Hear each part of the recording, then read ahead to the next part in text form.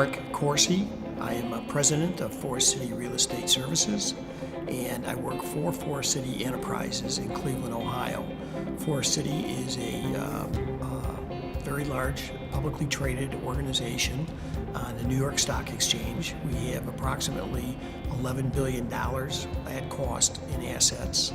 We operate coast to coast with major offices in Cleveland, Ohio, our corporate headquarters, New York, Boston, Washington, D.C., San Francisco, Los Angeles, and Dallas, Texas. What I would like to see from Washington, D.C. is, a little bit more of a kumbaya over there versus, let's go into a boxing ring and duke it out for 10 rounds and see who's going to be, come out the bloodiest over there. I think what we need is more cooperation. I think what we need is an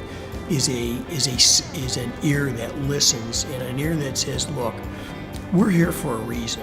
And the group that Locus has put together of developers, we are job creators, and we're not job creators from build a development, walk away, and we're done, or run a highway and it's all over.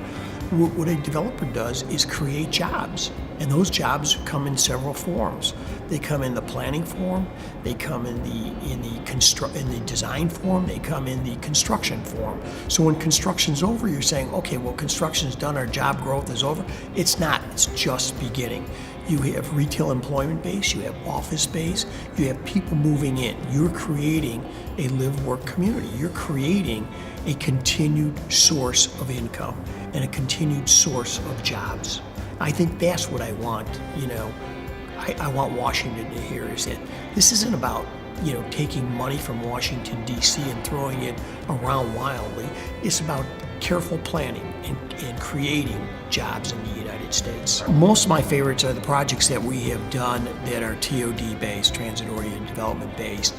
And when we look back to our portfolio a few years ago, what we found is that transit was a real big driver in the success of all of these projects, whether they're retail projects, office projects, or housing projects, or a combination of all the above on mixed use, which they typically are. That the real driver here was the ability to access a station to get to your final destination, where there was work, play, shop, or do whatever. There's no question transit creates a real opportunity for not only Forest City, but any development company that is involved in mixed-use projects along a transit line. It's not that growth is slowing. I think the trend is changing, and both on a aging community as well as a young community. The aging community no longer wants, the 4,000 and 5,000 square foot house in the suburb. They want to be closer to the performing arts, the restaurants. They want literally to be by younger people. Transit is a major selling point on all of these projects. In fact, one of the early signs of this was when we started our first major project in Boston, in Cambridge actually, the University Park at MIT. And we today have about 4 million square feet mixed-use development, but the real driver here was the fact that it sat on Mass Avenue across the street from a T-stop. And we realized early on that this would be a major selling point no matter what the venue was in real estate. Secondly, getting into New York City. Anything that you build in New York City, if you are not on, across from, or within close proximity of a transit stop, you shouldn't build. And we have built a phenomenal grouping of mixed-use projects, retail projects, office projects in Brooklyn, and really have transformed the area. We attribute that to transit. It's really transformative for myself, only because I grew up in the path of growth. And growth meant you had to have a highway and an intersection. And that in turn meant you could build large regional shopping centers, which I was charged with at Forest City. As we started to further develop this and refine our MO, so to speak, we started to add circulation within our shopping centers, whether it was a bus route, planning to be near a transit location in addition to interstate accessibility. What we found is that most retail shopping centers, the biggest problem they have is an employment base, because most of that employment base does not have a car, and they have to access a shopping center in order to go to work by train or some form of bus. And by bringing it into our shopping centers, they would no longer have to travel from a bus stop or a train stop over 300 yards to get to the place they work, trudging through snow or inclement weather. They were dropped off at a front door. So it has become very important for us. There's more of a disconnect between city, state, and federal when it comes down to transportation. And I think the real glue coming in here is always a developer who is able to bring the parties to the table and to say, these are the benefits that we're going to derive from this. Because the city can't do anything without the state, and you can't do anything without transit authority.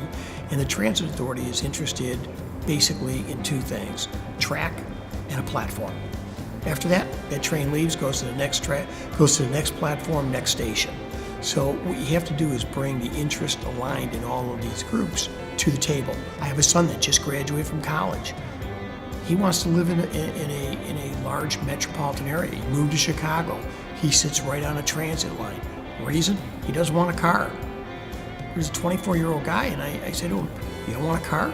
I said, "I would die for a car. I always die for a car." But he goes, "Dad, I don't need a car. What do I need a car for? I've got one of the best train systems in the country. I can go place to place." So I think what you're seeing is a younger economy moving into the CBD, who really, the car is no longer a something of value or even esteem, but it is just, it's a car. I can go rent one, as he would say. Well, what we have done is we have identified in some cities where we are working, like Denver, Colorado, and Stapleton, one of the key drivers early on, and we really didn't recognize this was early on in 1998 when we were awarded Stapleton. The true value of Stapleton not only was its location and proximity to the central business district, but also the fact that it was a major hub on the north side and the south side with two light rail stops. We will be the first stop coming from the DIA airport to Stapleton, where we now have 16,000 residents living. And one of the key elements that we hear every day is, when will the train be at our front door? And that's on the north side. On the south side, Fitzsimmons has grown by leaps and bounds, employs over 35,000 people. We are working with the city of Aurora to create another transit stop there. So the planning is very important, knowing early on where the new transit locations are going to be. Having identified this a long time ago, it puts us further ahead of the curve because we know exactly what we're looking for. We want to be on it, over it, or right next to it. Developers right now are trying to figure out what is the next wave and where should I be positioning my company. And I think you're seeing a whole trend across the country, not only in developers, but in cities, whether they're A cities or second tier cities. They're all trying to formulate transportation because their roads are crowded. Well, I think some of the things that slow any developer down is capital. Two, when you're getting around a transit hub, the price of land always seems to escalate at rapid rates once something is announced. Three, you always end up with multiple landowners versus one or two landowners. Four is the cost of infrastructure. Five is the cost of doing business with a transit authority, because there are some transit authorities, when they build parking, it is purely for the rider.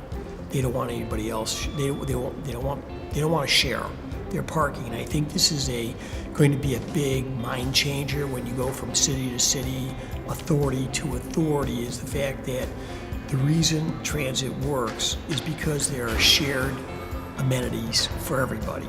I think any developer in the United States or any developer around the world that thinks they can do something without the public involvement, whether it's the transit authority, city council, or mayor, is really barking up the wrong tree.